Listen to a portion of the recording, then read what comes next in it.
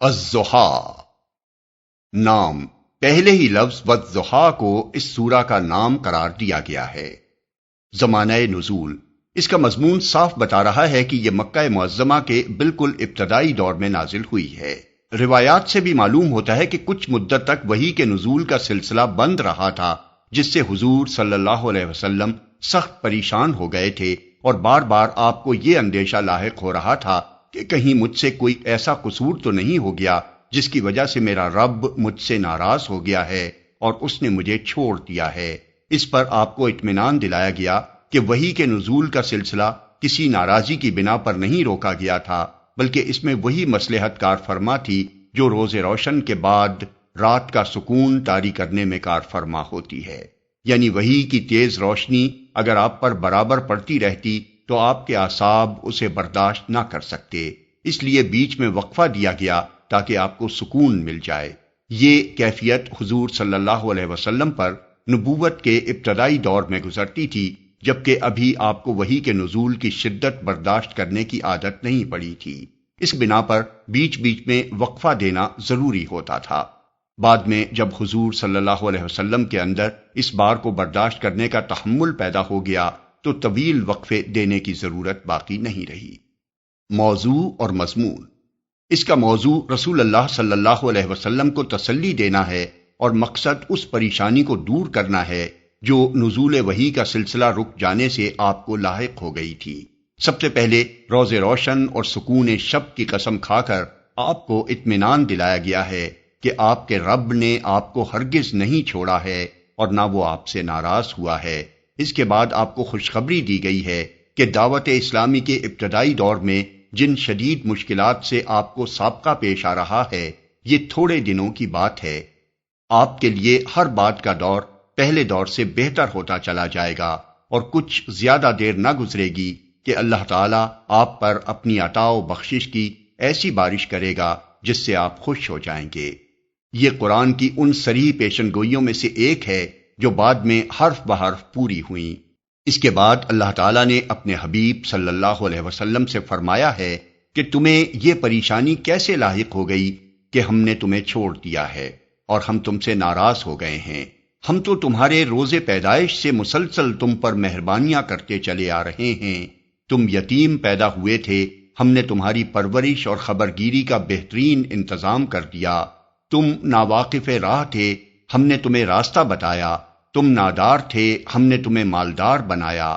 یہ ساری باتیں صاف بتا رہی ہیں کہ تم ابتدا سے ہمارے منظور نظر ہو اور ہمارا فضل و کرم مستقل طور پر تمہارے شامل حال ہے۔ آخر میں اللہ تعالیٰ نے نبی صلی اللہ علیہ وسلم کو بتایا ہے کہ جو احسانات ہم نے تم پر کیے ہیں ان کے جواب میں خلق خدا کے ساتھ تمہارا کیا برتاؤ ہونا چاہیے اور ہماری نعمتوں کا شکر تمہیں کس طرح ادا کرنا چاہیے۔ بسم اللہ الرحمن الرحیم۔ شروع اللہ کے نام سے جو رحمان و رحیم ہے۔ والضحى واللیل اذا سجى ما ودعك ربك وما قلى۔ قسم ہے روز روشن کی اور رات کی جبکہ وہ سکون کے ساتھ طاری ہو جائے۔ اے نبی، تمہارے رب نے تم کو ہرگز نہیں چھوڑا اور نہ وہ ناراض ہوا۔ روز روشن کی یہاں لفظ ضحیٰ رات کے مقابلے میں استعمال ہوا ہے، اس لیے اس سے مراد روز روشن ہے۔ اس کی نظیر سورہ اعراف کی یہ آیات 97-98 ہیں۔ ان آیات میں بھی چونکہ ضحیٰ کا لفظ رات کے مقابلے میں استعمال ہوا ہے، اس لیے اس سے مراد چاشت کا وقت نہیں بلکہ دن ہے۔ طاری ہو جائے اصل میں رات کے لیے لفظ سجا استعمال ہوا ہے، جس میں صرف تاریکی چھا جانے ہی کا نہیں بلکہ سکوت اور سکون طاری ہو جانے کا مفہوم بھی شامل ہے۔ رات کی صفت کا اس مضمون سے گہرا تعلق ہے جو آگے بیان ہو رہا ہے۔ نہ وہ ناراض ہوا۔ روایات سے معلوم ہوتا ہے کہ کچھ مدت تک رسول اللہ صلی اللہ علیہ وسلم پر وحی کا نزول بند رہا تھا۔ مختلف روایات میں یہ مدت مختلف بیان کی گئی ہے۔ ابن جریج نے 12 روز، کلبی نے 15 روز، ابن عباس نے 25 روز، سدی نے اور مقاتل نے 40 روز اس کی مدت بیان کی ہے۔ بہرحال یہ زمانہ اتنا طویل تھا کہ رسول اللہ صلی اللہ علیہ وسلم بھی اس پر سخت غمگین ہو گئے تھے، اور مخالفین بھی آپ کو طعنے دینے لگے تھے کہ محمد صلی اللہ علیہ وسلم کو ان کے رب نے چھوڑ دیا ہے۔ ابن جریر اور طبرانی کی یہ روایت ہے۔ اس صورتحال میں حضور کے شدید رنج و غم کا حال بھی متعدد روایات میں آیا ہے۔ ان دنوں بار بار آپ کو یہ شبہ گزرتا ہوگا کہ کہیں مجھ سے کوئی ایسا قصور تو نہیں ہو گیا ہے کہ میرا رب مجھ سے ناراض ہو گیا ہو اور اس نے مجھے حق و باطل کی اس لڑائی میں تنہا چھوڑ دیا ہو۔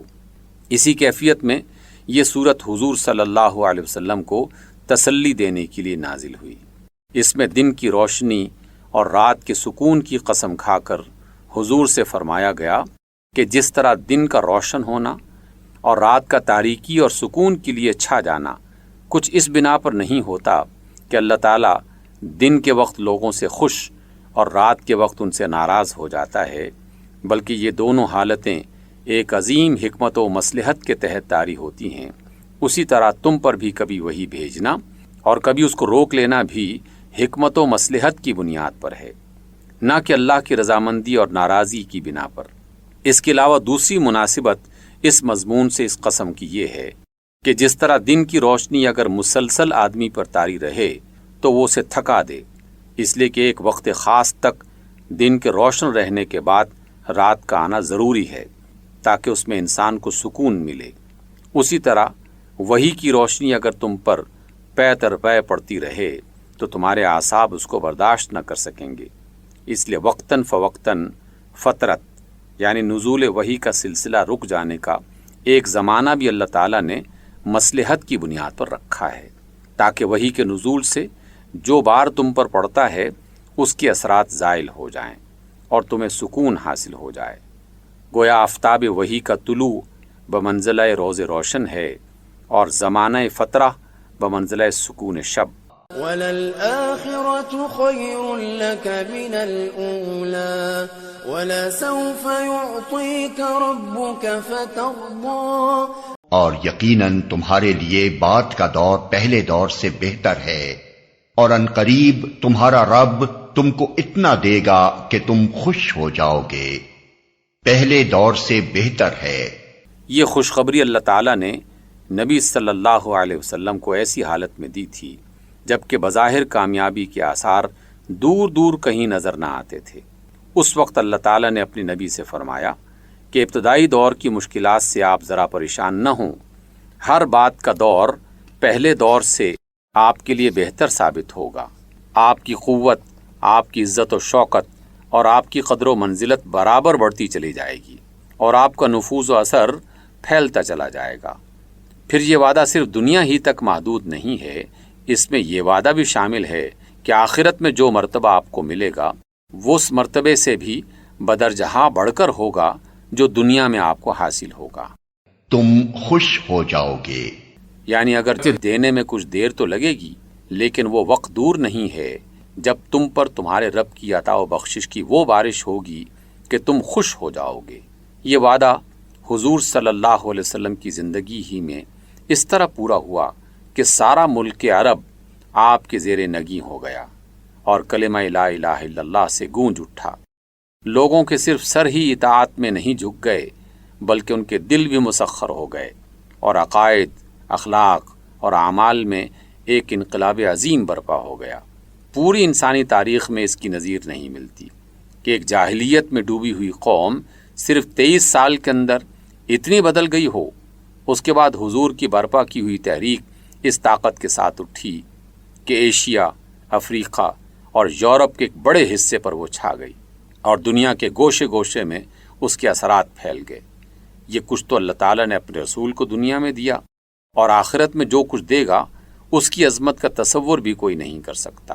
أَلَمْ يَجِدْكَ يَتِيمًا فَآوَى وَوَجَدَكَ ضَالًّا فَهَدَى وَوَجَدَكَ عَائِلًا فَأَغْنَى، کیا اس نے تم کو یتیم نہیں پایا اور پھر ٹھکانہ فراہم کیا، اور تمہیں ناواقف راہ پایا اور پھر ہدایت بخشی، اور تمہیں نادار پایا اور پھر مالدار کر دیا، ٹھکانہ فراہم کیا۔ یعنی تمہیں چھوڑ دینے اور تم سے ناراض ہو جانے کا کیا سوال؟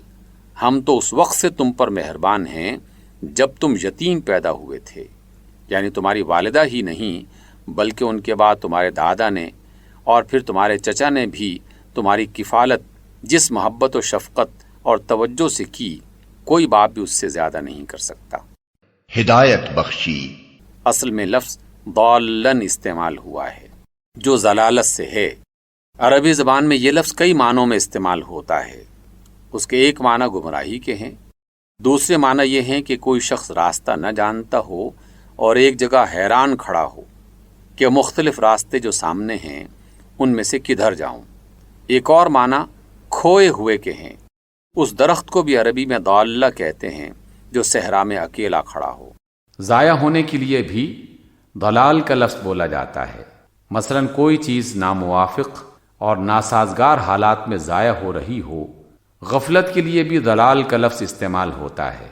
ان مختلف معنوں میں سے پہلے معنی یہاں چسپاں نہیں ہوتے، کیونکہ بچپن سے قبل نبوت تک رسول اللہ صلی اللہ علیہ وسلم کے جو حالات تاریخ میں موجود ہیں ان میں کہیں اس بات کا شائبہ تک نہیں پایا جاتا کہ آپ کبھی بت پرست، شرک یا دہریت میں مبتلا ہوئے ہوں، یا جاہلیت کے جو اعمال، رسوم اور طور طریقے آپ کی قوم میں پائے جاتے تھے ان میں سے کسی میں بھی آپ ملوث ہوئے ہوں۔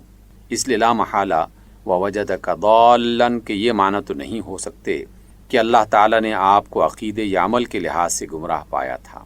البتہ باقی معنی کسی نہ کسی طور یہاں مراد ہو سکتے ہیں، بلکہ ہو سکتا ہے کہ ایک ایک اعتبار سے سب مراد ہوں۔ نبوت سے پہلے حضور اللہ کی ہستی اور اس کی وحدانیت کے قائل تو ضرور تھے، اور آپ کی زندگی گناہوں سے پاک اور فضائل اخلاق سے آراستہ بھی تھی، لیکن آپ کو دین حق اور اس کے اصول اور احکام کا علم نہ تھا، جیسا کہ قرآن میں فرمایا گیا ہے ما کنت تدری مل کتاب ولا الایمان، سورہ شورى آیت نمبر 52۔ تم نہ جانتے تھے کہ کتاب کیا ہوتی ہے اور نہ ایمان کی تمہیں کوئی خبر تھی۔ یہ معنی بھی اس آیت کے ہو سکتے ہیں کہ حضور صلی اللہ علیہ وسلم ایک جاہلی معاشرے میں گم ہو کر رہ گئے تھے، اور ایک ہادی اور رہبر ہونے کی حیثیت سے آپ کی شخصیت نبوت سے پہلے نمایاں نہیں ہو رہی تھی۔ یہ مطلب بھی ہو سکتا ہے کہ جاہلیت کے صحرا میں آپ ایک اکیلے درخت کی حیثیت سے کھڑے تھے جس میں پھل لانے اور ایک پورا باغ کا باغ پیدا کر دینے کی صلاحیت تھی، مگر نبوت سے پہلے یہ صلاحیت کام نہیں آ رہی تھی۔ یہ مراد بھی ہو سکتی ہے کہ اللہ تعالیٰ نے جو غیر معمولی قوتیں آپ کو عطا کی تھیں وہ جاہلیت کے ناسازگار ماحول میں ضائع ہو رہی تھیں۔ ضلال کو غفلت کے معنی میں بھی لیا جا سکتا ہے، یعنی آپ ان حقائق اور علوم سے غافل تھے جن سے نبوت کے بعد اللہ تعالیٰ نے آپ کو آگاہ فرمایا۔ یہ بات خود قرآن میں بھی ایک جگہ ارشاد ہوئی ہے وَإِن كُنتَ مِن قَبْلِهِ لَمِنَ الْغَافِلِينَ، اور اگرچہ تم اس سے پہلے ان باتوں سے غافل تھے۔ مالدار کر دیا۔ نبی صلی اللہ علیہ وسلم کے لیے آپ کے والد ماجد نے میراث میں صرف ایک اونٹنی اور ایک لونڈی چھوڑی تھی۔ اس طرح آپ کی زندگی کی ابتدا افلاس کی حالت میں ہوئی تھی۔ پھر ایک وقت آیا کہ قریش کی سب سے زیادہ مالدار خاتون حضرت خدیجہ نے پہلے تجارت میں آپ کو اپنے ساتھ شریک کیا، اس کے بعد انہوں نے آپ سے شادی کر لی اور ان کے تمام تجارتی کاروبار کو آپ نے سنبھالا۔ اس طرح آپ نہ صرف یہ کہ مالدار ہو گئے بلکہ آپ کی مالداری اس نوعیت کی نہ تھی کہ محض بیوی کے مال پر آپ کا انحصار ہو، بلکہ ان کی تجارت کو فروغ دینے میں آپ کی اپنی محنت و قابلیت کا بڑا حصہ تھا۔ فَأَمَّا الْيَتِيمَ فَلَا تَقْهَرْ وَأَمَّا السَّائِلَ فَلَا تَنْهَرْ وَأَمَّا بِنِعْمَةِ رَبِّكَ فَحَدِّثْ۔ لہذا یتیم پر سختی نہ کرو اور سائل کو نہ جھڑکو اور اپنے رب کی نعمت کا اظہار کرو، یتیم پر سختی نہ کرو۔ یعنی تم چونکہ خود یتیم رہ چکے ہو اور اللہ نے تم پر یہ فضل فرمایا کہ یتیمی کی حالت میں بہترین طریقے سے تمہاری دستگیری کی، اس لیے اس کا شکرانہ یہ ہے کہ تمہارے ہاتھ سے کبھی کسی یتیم پر ظلم اور زیادتی نہ ہونے پائے۔ سائل کو نہ چھڑکو۔ اس کے دو معنی ہیں۔ اگر سائل کو مدد مانگنے والے حاجت مند کے معنی میں لیا جائے تو اس کا مطلب یہ ہے کہ اس کی مدد کر سکتے ہو تو کر دو، نہ کر سکتے ہو تو نرمی کے ساتھ معذرت کر دو، مگر بہرحال اسے جھڑکو نہیں۔ اس معنی کے لحاظ سے یہ ہدایت اللہ تعالیٰ کی اس احسان کے جواب میں ہے کہ تم نادار تھے، پھر اس نے تمہیں مالدار کیا۔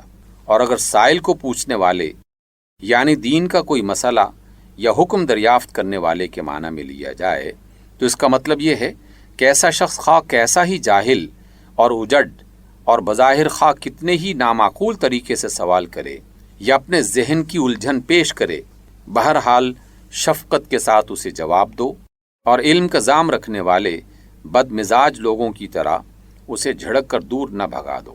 اس معنی کے لحاظ سے یہ ارشاد اللہ تعالیٰ کے اس احسان کے جواب میں ہے کہ تم ناواقف راہ تھے، پھر اس نے تمہیں ہدایت بخشی۔ حضرت ابو الدرداء، حسن بصری، سفیان ثوری اور بعض دوسرے بزرگوں نے اسی دوسرے معنی کو ترجیح دی ہے، کیونکہ ترتیب کلام کے لحاظ سے یہ ارشاد وَوَجَدَكَ ضَالًّا فَهَدَىٰ کے جواب میں آتا ہے۔ رب کی نعمت کا اظہار کرو۔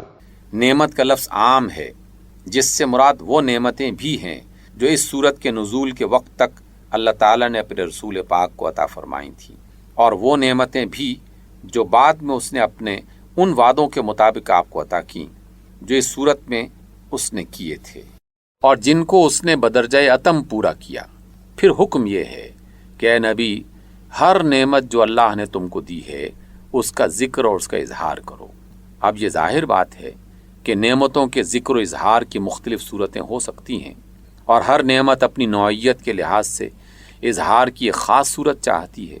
مجموعی طور پر نعمتوں کے اظہار کی صورت یہ ہے کہ زبان سے اللہ کا شکر ادا کیا جائے اور اس بات کے اقرار و اعتراف کیا جائے کہ جو نعمتیں بھی مجھے حاصل ہیں یہ سب اللہ کا فضل و احسان ہے، ورنہ کوئی چیز بھی میرے کسی ذاتی کمال کا نتیجہ نہیں ہے۔ نعمت نبوت کا اظہار اس طریقے سے ہو سکتا ہے کہ دعوت و تبلیغ کا حق ادا کیا جائے۔ نعمت قرآن کے اظہار کی صورت یہ ہے کہ لوگوں میں زیادہ سے زیادہ اس کی اشاعت کی جائے اور اس کی تعلیمات لوگوں کے ذہن نشین کی جائیں۔ نعمت ہدایت کا اظہار اسی طرح ہو سکتا ہے کہ اللہ کی بھٹکی ہوئی مخلوق کو سیدھا راستہ بتایا جائے اور اس کام کی ساری تلخیوں اور ترشیوں کو صبر کے ساتھ برداشت کیا جائے۔ یتیمی میں دستگیری کا جو احسان اللہ تعالیٰ نے کیا ہے اس کا تقاضا یہی ہے کہ یتیموں کے ساتھ ویسے ہی احسان کا سلوک کیا جائے۔ نادار سے مالدار بنا دینے کا جو احسان اللہ نے کیا اس کا اظہار یہی صورت چاہتا ہے کہ اللہ کے محتاج بندوں کی مدد کی جائے۔ غرض یہ ایک بڑی جامع ہدایت تھی جو اللہ تعالیٰ نے اپنے انعامات و احسانات بیان کرنے کے بعد اس مختصر سے فقرے میں اپنے رسول مقبول صلی اللہ علیہ وسلم صدق اللہ العظیم۔